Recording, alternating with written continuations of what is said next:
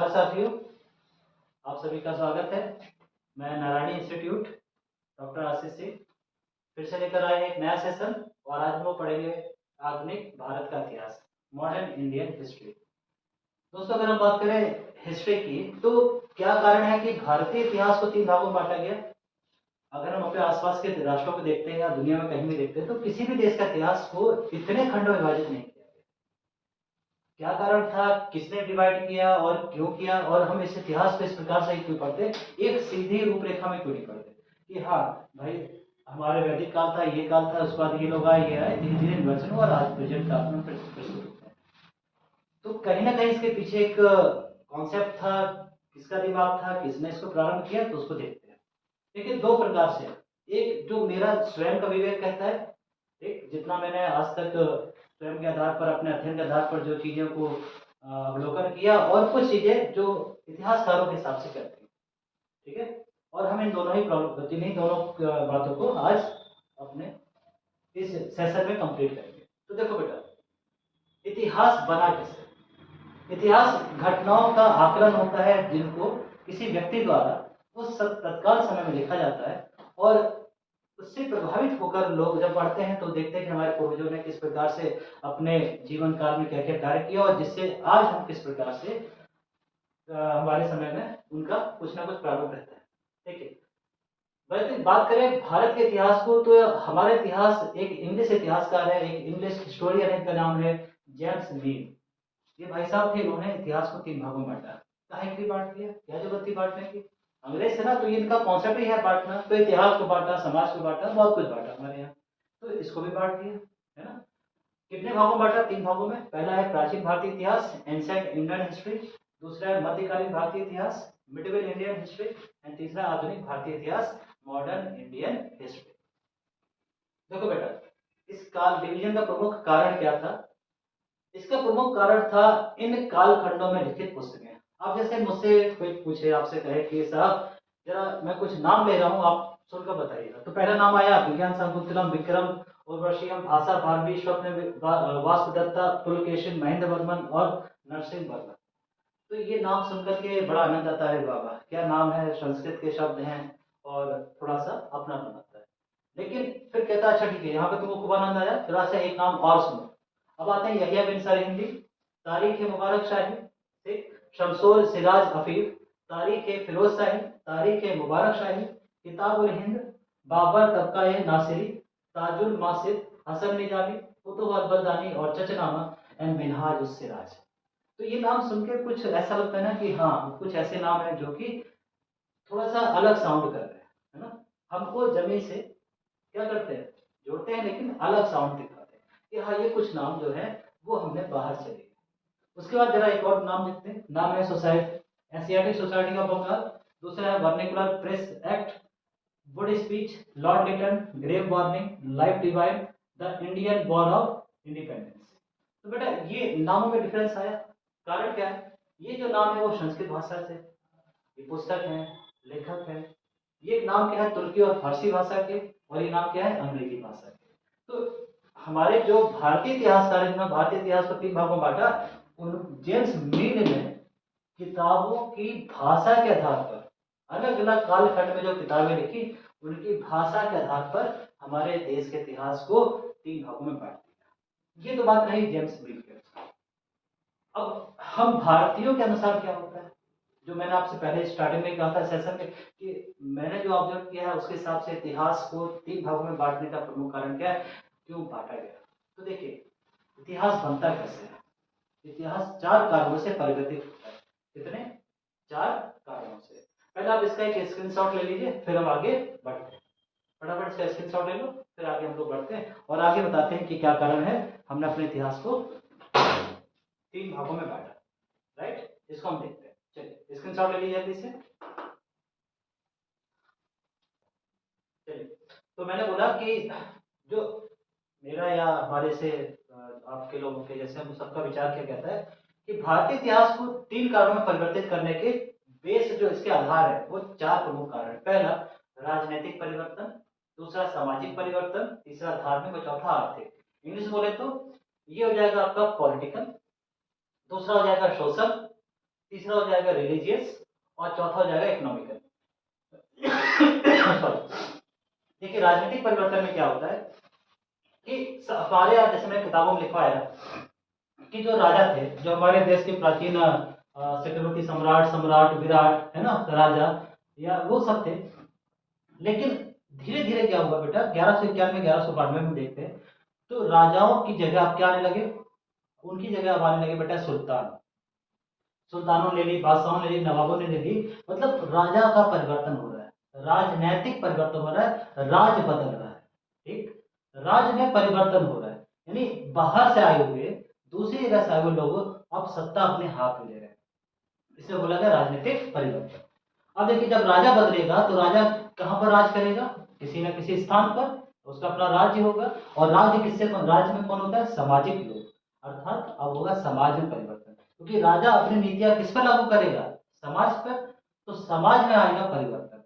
ठीक, लोगों के, उनके जो दैनिक कार्य उनमें परिवर्तन होगा, उनके रहन सहन खान पान में सब में परिवर्तन आएगा, तो हो जाएगा सामाजिक परिवर्तन। जैसे एग्जाम्पल में देखें तो सबसे पहले हमारे वस्त्र परिवर्तित होंगे। भाई हमारा वस्त्र, जो हमारा पहनने ओढ़ने की जो विधि है, कला है, भोजन पाचन, यानी हर प्रकार से परिवर्तन होगा समाज में। हम अपने देश में देखें, मैं पहले समझा देता हूँ फिर सारा परिवर्तन एक बार बताऊंगा। तीसरा होता है धार्मिक। अब देखिए व्यक्ति है तो जाहिर सी बात है उसकी आस्थाएं होंगी, और वो जिस आस्था में अपना आस्था रखता होगा, जिस भी धर्म में, उस धर्म का वो अपनी प्रैक्टिस करेगा, उस धर्म को अनुनय करेगा, तो होगा धार्मिक परिवर्तन। और तीसरा, जब ये तीनों चीजें हो जाएंगी तो जाहिर सी बात है कि इससे क्या प्रभाव पड़ेगा हमारे इकोनॉमिक्स पर, क्योंकि कोई अगर सत्ता परिवर्तित हो रही है तो उसका प्रमुख कारण क्या होता है, अर्थ, अर्थात मनी, अर्थात धन।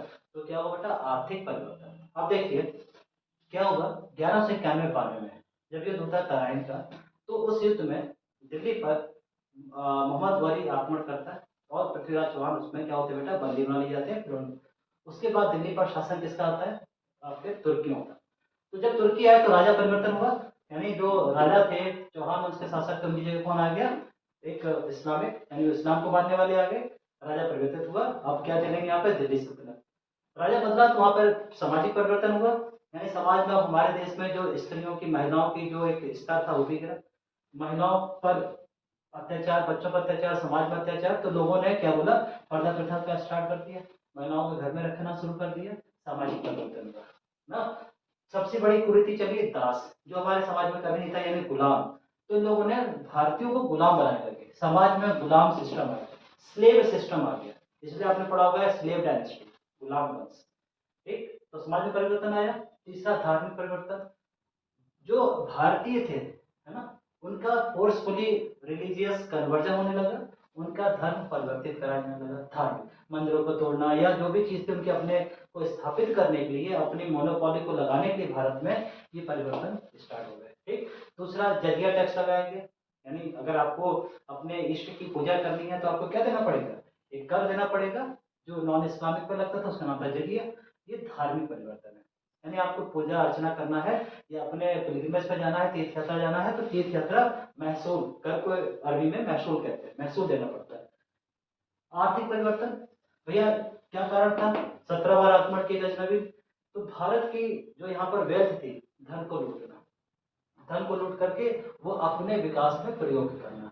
तो इस प्रकार से भारतीय इतिहास, अब ये 4 कारणों से हमारा इतिहास होता है।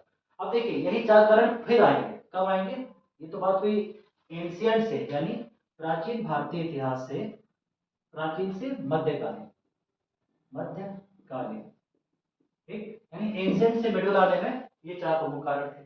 अब पुनः वही रिपीटेशन होगा, मध्यकाल से आधुनिक, आधुनिक।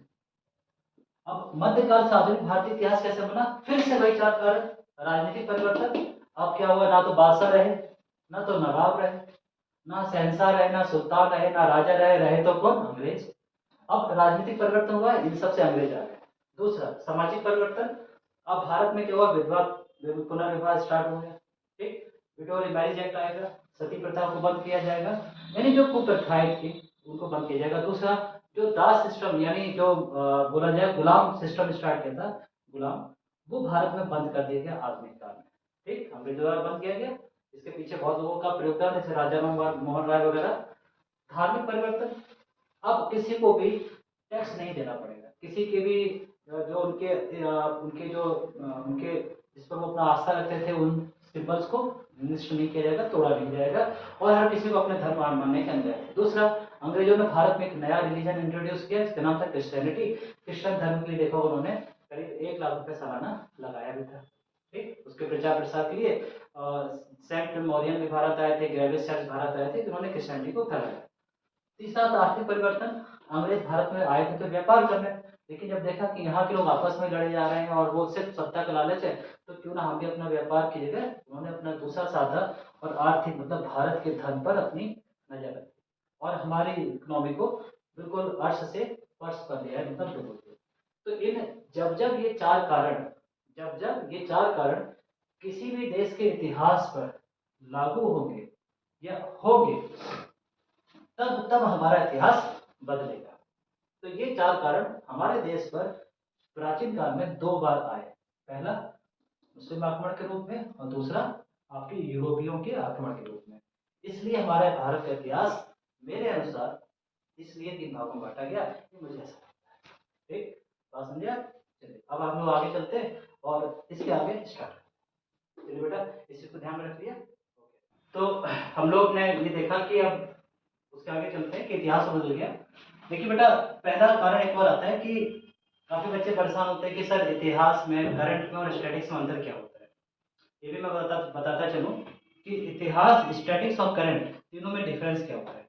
तो बेटा एक याद रखिएगा कि मैं यहाँ पे लिखे दे रहा हूँ 1947 से 1947 से पहले की घटित सारी घटनाएं, ठीक, वो चाहे जलियांवाला बाग हत्याकांड हो, वो चाहे हेक्टर मुनरो का आना हो, वो चाहे निकोलो डी कॉन्टी का आना हो, वो चाहे अकबर या उनसे पहले का या उससे पहले का, जो भी घटनाएं होंगी कब 1947 से पहले की, वो सारी घटनाएं इतिहास के अंतर्गत आएंगी। बात समझ लीजिएगा। और वे घटनाएं जो 1947 के बाद हुई, परंतु उन घटनाओं का प्रभाव, उनका इम्पैक्ट आज भी हम पर पड़ता है और भविष्य में भी पड़ेगा। उन घटनाओं को हम क्या बोलते हैं? त्वरित या स्टैटिक्स। ठीक, और करंट क्या होता है? वे घटनाएं जो आज तो हमको प्रभावित कर रही हैं लेकिन भविष्य में उनका कोई विशेष योगदान नहीं रहेगा, बहुत विशेष महत्व नहीं रहेगा, उसको हम लोग क्या बोलते हैं बेटा? स्टैटिक्स। किसके पर्पज से? अध्ययन के पर्पज से। ठीक, ये 3 चीजें समझ लीजिएगा कि इतिहास में किसको रखेंगे, तो वे घटनाएं जो 1947 से पहले हुई उसको हम इतिहास के अलग अलग कालखंड में रखेंगे। वे घटनाएं जो 1947 के बाद हुई उन्हें हम स्टैटिक्स या करंट के रूप में जानते हैं। बात क्लियर? अब चलिए हम लोग बात करते हैं कि भैया मध्यकालीन इतिहास कहाँ से शुरू होता है और कैसे ये कार्य। तो देखो बेटा, सबसे पहले क्या था कि भारत से व्यापार होता था यूरोप में मसालों का। कारण क्या था? अलग अलग इतिहासकार इसको अलग अलग प्रयोजन से मानते हैं। जैसे आपके कुछ इतिहासकार क्या कहते हैं कि यूरोप में उसमें जब ठंडा सीजन जाता था तो वहां पर मीट को प्रिजर्व कैसे रखा जाए, या जाड़ों में कैसे मीट को रखा जाए। गर्मियों में तो जरूर चल जाता, जाड़ों में मीट को कैसे प्रिजर्व रखा जाए या गर्मियों में कैसे प्रिजर्व रखा जाए। तो भारत के मसालों को वो लपेट करके उनको गहरे उसमें दबा देते थे, है ना, मिट्टी में दबा देते या बर्तनों में रख देते थे, जिससे वो काफी लंबे समय तक चल जाती थी। ठीक, दूसरा, जो इंडिया से मसाले आते थे उनसे प्रॉफिट बहुत ज्यादा होता था। देखिए बेटा, जाहिर सी बात है, भारत के अगर हम पश्चिम में जाएंगे तो मसालों के लिए वेदर या बोला जाए एटमॉस्फेयर उपयुक्त नहीं। ठीक, और आज भारत में ही, भारत दुनिया का सबसे अधिक मसाला उत्पादन और व्यापार करने वाला देश है, और आज से हजारों साल पहले भी थे। सिंधु घाटी सभ्यता से लेकर के आज तक भारत मसालों के नाम व्यापार करने पर नंबर 1 प्रथम श्रेणी पर आज भी अपने स्थान को यथावत रखे हुए। तो होता क्या था बेटा कि भारत से यूरोप जब व्यापार होता था तो वो एक देश पड़ता है, नाम है तुर्की। अब तो उसका नाम बदल गया है, उसको अपने आप को तुर्की कर दिया है। तो तुर्की से होते यानी मिडिल ईस्ट होते हुए यूरोप में जाता था। ठीक, और जिसको हम सिल्क रोड से नाम से भी जानते हैं। ठीक, आज देखा होगा उस पर सीपैक नाम से चल रहा है, वो चाइना अपना चाइना पाकिस्तान इकोनॉमिक कॉरिडोर चला रहा है उस पर। तो वही हमारा सीपैक जो आज का है पाकिस्तान चाइना वाला, वो पूरा अपना जोड़ना चाहता है, उसको हम लोग कहते हैं बेटा सिल्क रोड। उसी रास्ते होते हुए थल मार्ग से व्यापार होता था। अच्छा, आप पूछेंगे सर थल मार्ग से क्यों होता था, जल मार्ग क्यों नहीं? क्योंकि हमारे पास जल सेना तो थी, है ना, जल सेना थी भाई। भारत के नेपोलियन किसको कहते हैं? आप सभी को पता होगा। ठीक है, इसका आंसर हमें चाहिए होगा, कमेंट बॉक्स में हम आंसर दीजिएगा इसका कि भारत का नेपोलियन किसको कहते हैं। तो कॉन्सेप्ट क्या चल रहा है बेटा यहाँ पर, व्यापार का, क्योंकि कारण ही वही है और निवारण ही वही है।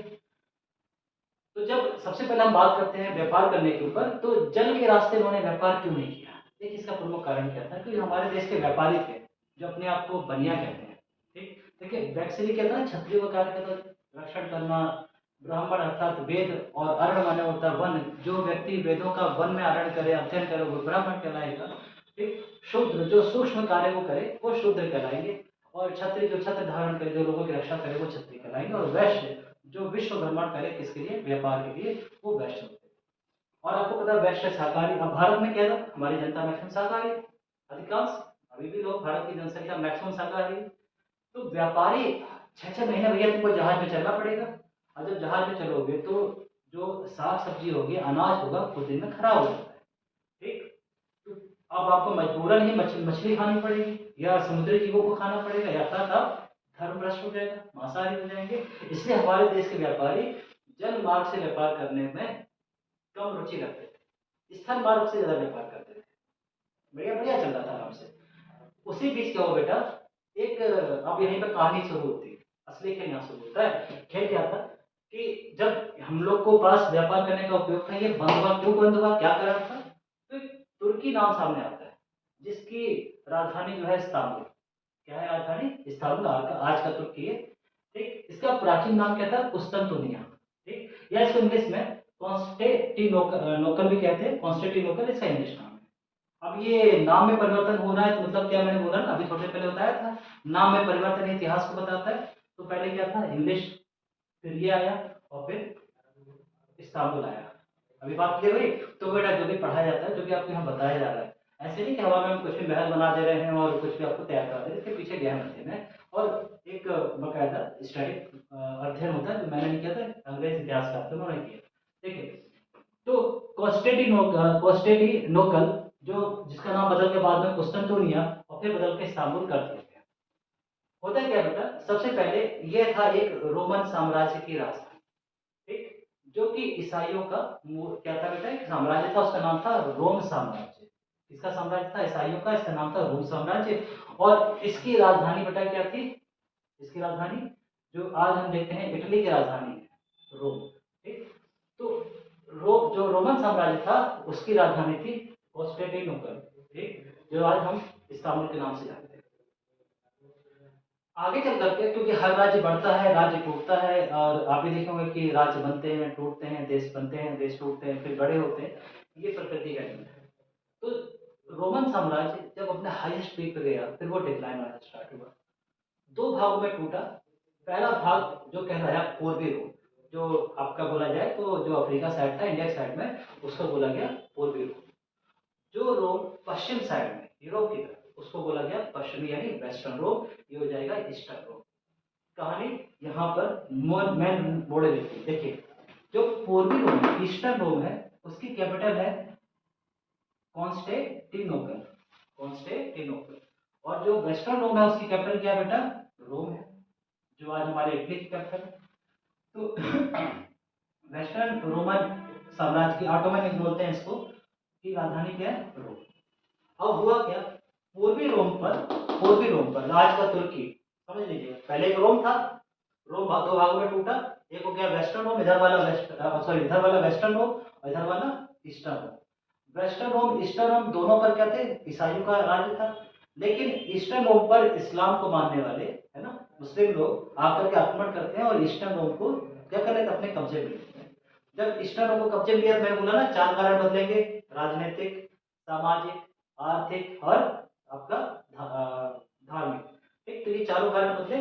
चार कारण बदलने से क्या हुआ बेटा, यहाँ पर क्या हुआ, तुर्की नाम दिया गया, क्योंकि लोग तुर्क थे। ठीक, तुर्क थे, तो तुर्क यानी इस्लाम को मानने वालों ने अधिकार कर लिया, और जो अधिकार करेंगे तो नाम बदलेंगे, परिवर्तन हो रहा है।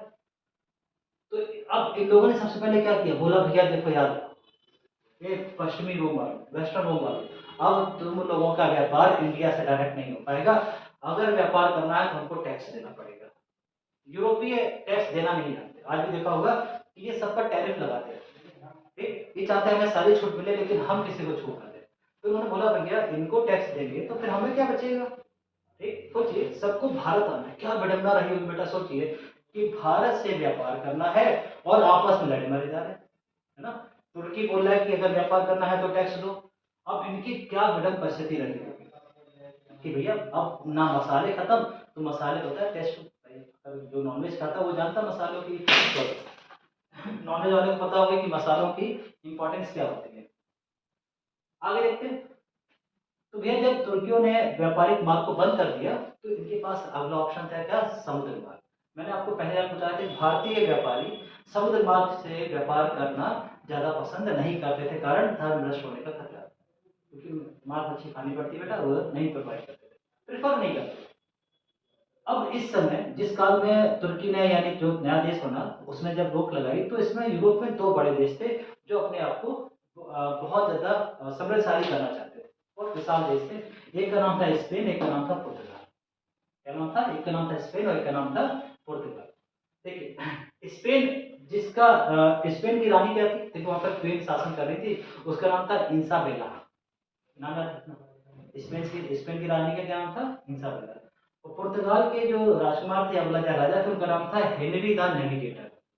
Henry the navigator. कहीं ना कहीं इस नेविगेशन शब्द जो है कंपास वगैरह है ना, वो आपके इनका ही थोड़ा बहुत क्लियर करना है, उसमें ही समझ आता है कि नेविगेशन नेविगेटर ऐसा कुछ कोरिलेट लोग करते हैं। मैंने ये नहीं कहा कि नेविगेटर से ही नेविगेशन बना, बट कोरिलेट किया जाता है। फिलहाल वापस आते टॉपिक पर और इंसाबेला पर। तो स्पेन ने क्या बोला बेटा, एक घोषणा की रानी ने, इंसाबेला ने, देखो महिलाओं का दिमाग बहुत चलता है, मैं सीरियसली बोलता हूँ, है ना। तो इन्होंने सोचा कि भैया पैसा कमाना है, पैसे वाला बनना है, रुपया पैसा कमाना अच्छे से, तो क्या करो, घोषणा कर दो। जैसे ना आजकल पुलिस देखो घोषणा करती है कि आपको कुछ बनवाना है तो आप, जैसे रुपए का सिंबल देना था तो सरकार ने घोषणा की कि जो रुपए का सिंबल बनाया तो कितने पैसे देंगे, या कोई भी हम लोग को जो नया इंट्रोड्यूस करना होता है। तो इंसाबेला का भैया जो भारत से जल मार्ग को खोजेगा, भारत से व्यापार करने के लिए जो जल मार्ग को खोजेगा उसको मैं पुरस्कार दूंगी। अब कौन खोजेगा, कैसे खोजेगा, अब लोगों में होड़ लग गई। अच्छा खोजेंगे कैसे, तो रास्ता उसमें बेटा कोई मानचित्र नहीं होते थे। जब मैं आपको ज्योग्राफी पढ़ाऊंगा बताऊंगा मानचित्र वगैरह कब आया, तो उसमें मानचित्र नहीं होते थे, क्योंकि ऐसा कोई किसी ने प्रयाग ही नहीं किया। तो इंसाबेला ने जब घोषणा की तो पूरे राज्य में खबर फैल गई, भैया महारानी जो है जो है वो घोषणा की है और पुरस्कार देगी। तो एक व्यक्ति है, कहा जाता है कि वो ऑमलेट बना, उसकी माता ने ऑमलेट बनाया, तो उसने बोला ये कैसा ऑमलेट दिया, इसमें कुछ टेस्ट ही नहीं है, ना मिर्च ना मसाला कुछ नहीं। तो उसने माँ ने बोला कि खाना हो तो खाओ और नहीं तो फिर भजन करो, है ना, भजन ही कहा जाएगा इंडियन भाषा में, कारण मसाला तो है नहीं, तो बेटा तुम्हें फीका ही खाना पड़ेगा, है ना, नमक मिर्चा लगा के खा ले उसको। तो जब उसको पता लगा कि जीवन बिना मसाले के बीत जाए तो वो भगा भागा गया किसके पास, इंसाबिला के पास। इंसाबिला से कहता है कि है हम खोजेंगे। इंसाबिला कहते हैं देखो जाना है तो खोज के ही आना है, वापस नहीं आना है। भाई रानी है, आदेश व्यापार दे रही, नहीं मानोगे तो दंड भी देगी। तो ये क्या करता है, इंसाबिला से एक जहाज लेता है, राइट, एक जहाज लेता है, कहती है ये रहा जहाज और ये रहा समुद्र, निकलो और खोज के लाओ, हमसे नाम ले जाओ। कोई बात नहीं भैया, निकलते हैं। क्या नाम था उसका बेटा, तो जब ये निकलते हैं तो नाम था इनका कोलंबस, है ना। कोलंबस वो व्यक्ति है जो इंसाबिला से जहाज लेकर के भारतीय खोज को निकला। लेकिन देखो विडम्बना, जाना था यही और जा चलेगा इसको, मैंने बोला ना महिलाएं, देखा होगा अक्सर महिलाओं की, मैं महिलाओं का नहीं कह रहा, मतलब एक कॉन्सेप्ट आता है कि हम लोग को जाना होता है राइट तो इंडिकेटर देती है लेफ्ट वाला, जाना होता है लेफ्ट तो इंडिकेटर होता है राइट वाला। सेम हुआ, बेचारों को जाना था किधर, पूरब में, वो चला गया किधर, पश्चिम में। कहाँ चला गया, कोलंबस ने इंसाबेला से पानी जहाज निकाला और जाना था ईस्ट में, चला गया वेस्ट में, पश्चिम में। पश्चिम में गया गया गया गया तो उसने देखा कि